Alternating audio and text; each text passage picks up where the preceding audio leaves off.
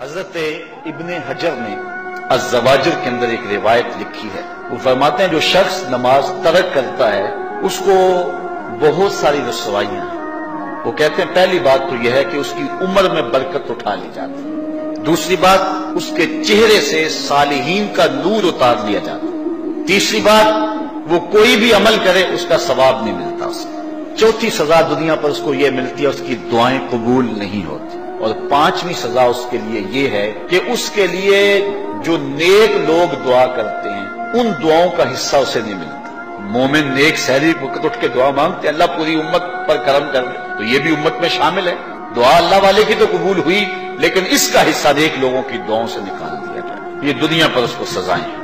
اور جب وہ مرنے لگتا ہے نزا کے وقت تین اس کو سزائیں ملتی ہیں. ایک تو بھوکا مرتا ہے, دوسرا پیاسا مرتا ہے, تیسرا ذلیل ہو کے مرتا ہے. اور قبر کے اندر اس کو تین سزائیں ہیں. حضرت امام ابن حجر کہتے ہیں ایک تو اس کی قبر تنگ کر دی جائے گی حتیٰ کہ ادھر والی پسلیاں ادھر اور ادھر والی پسلیاں ادھر. دوسرا اس کی قبر میں آگ ڈالی جائے گی. جو اللہ کے حضور نہیں جھکتا اس کی قبر اس لائق ہے کہ اس میں آگ ڈالی جائے. اور تیسری اس کے اوپر ایک اژدہا مسلط کر دیا جائے گا جس کا نام ہے شجاع الاقرع. اور جب وہ ڈنگ مارے گا تو 70 گز تک وہ شخص زمین میں ڈگس جائے گا اور وہ مسلسل یہ ڈنگ مارتا رہے. اور کہا کہ تین سزائیں اس کو حشر میں پہنچیں گی. ایک تو اس کا حساب سختی سے لیا جائے گا. دوسرا اللہ تعالیٰ جل شانہ اپنے قہر و غضب کا اس پہ اظہار کرے گا. اور تیسری اس کو سزا یہ دی جائے گی کہ اس کو جہنم میں ڈال دیا جائے گا. میں اور آپ آج کی اس بزم میں یہ پختہ عزم کر کے اٹھیں کہ آج ہم خود بھی اور اپنی اولاد کو بھی اپنے دوستوں کو بھی. میرے والد گرامی فرمایا کرتے تھے جس سے دوستی ہونا اس کی انگلی پکڑ کے دین کی راہ پہ لے آؤ. یہ دوستی کا حق ہے.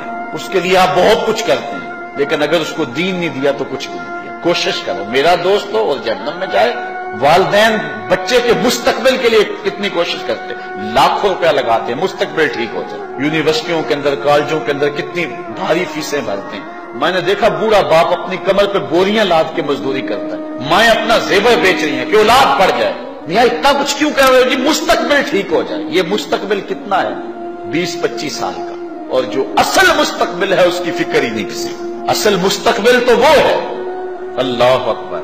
کسی کا انٹرویو ہوتا ہے لوگ کہتے ہیں جناب دعا کرو کہ اس انٹرویو میں وہ کامیابی سے گزر جائے. میں کہتا ہوں جب قبر میں اترتا ہے پھر کسی نے آ کر کبھی نہیں کہا کہ دعا کرو مشکل گھڑی آ گئی ہے خیریت سے گزر جائے. اصل امتحان تو یہ ہے. اگر اس امتحان سے گزر گیا تو کامیابی اور بامرادی. یہ تھوڑا سا مستقبل دنیا کا اس کے لیے ہم کتنے پیسے لگا دیتے ہیں.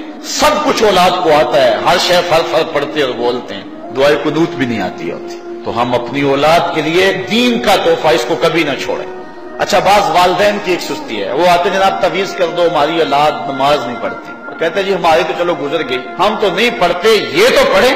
میں کہتا ہوں یہ کیوں پڑھیں جب تم نہیں پڑھتے. تم مجھ سے تعویذ لینے آگے ہو جو تعویذ اللہ کے رسول نے تمہیں دیا تھا کہ 7 سال کے ہوں تو پکڑ کے انگلی مسجد کا راستہ دکھاؤ, 10 سال کے ہو جائیں تو مار کے پڑھاؤ, ان کے سینے میں اللہ کا خوف داخل کرو, ان کو قرآن کی تلاوت سکھاؤ.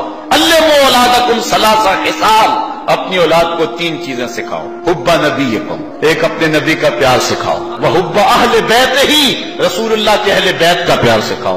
وتلاوت القرآن, اور قرآن کا پڑھنا سکھاؤ.